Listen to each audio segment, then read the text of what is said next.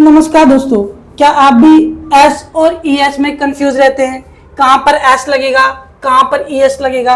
Present indefinite ने आपके number काट रखे हैं, तो इस वीडियो को पूरी देखिए, आपको सारे डाउट कंप्लीट हो जाएंगे।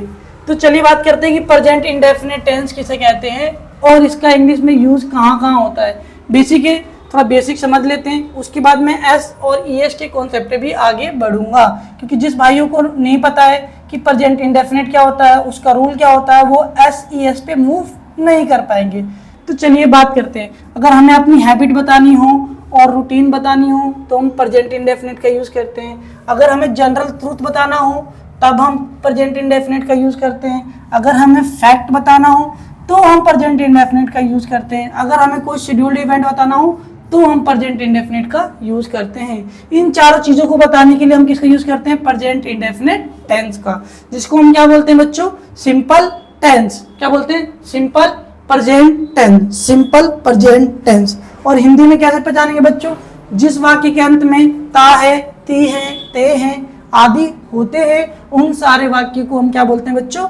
Present indefinite tense. तो मैंने दोनों तरीके से बता दिया आपको कि प्रेजेंट इंडेफिनिट को कैसे पहचानेंगे।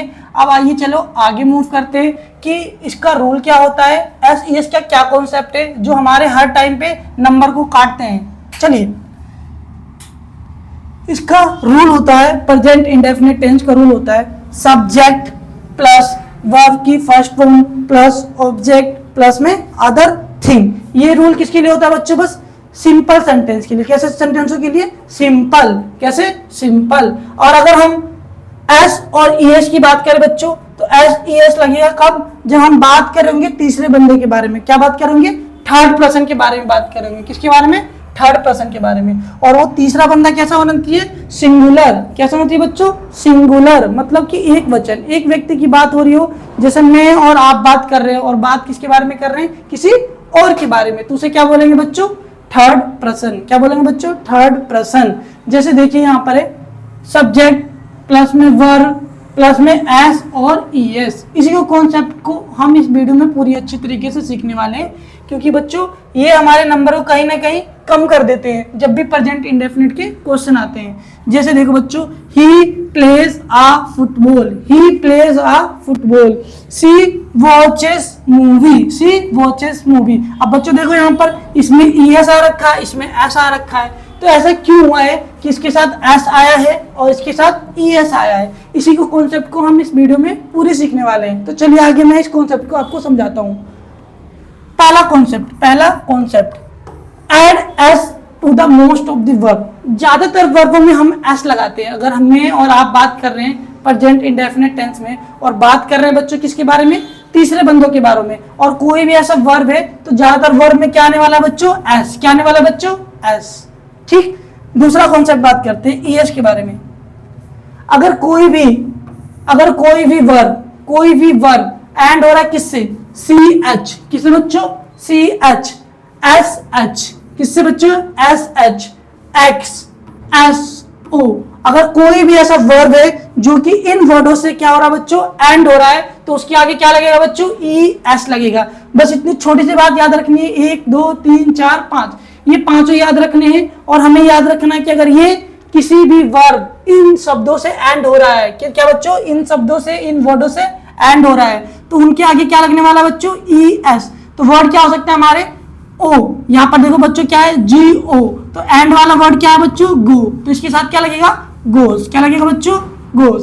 Fix, F I x. And किससे हो रहा है? एक्स से, तो इसके आगे क्या लगेगा बच्चों? E S. W A S, was. Was मतलब एंड किससे हो रहा है? एस एच से, तो इसमें क्या लगेगा बच्चों? E S. आई होप आपको समझ में आया हो कि कोई भी ऐसा वर्ब है जो कि C H, S H, X, S O से एंड हो रहा है तो उसके आगे क्या लगेगा? E S. और बाकी सब वर्ब के साथ क्या लगेगा? एस। तो चलिए एक और छोटा सा कॉन्सेप्ट है जिसको हम समझते हैं कि अगर कोई भी वर्ब एंड हो रहा है किससे बच्चों? वाई से। किससे हो रहा है? वाई से।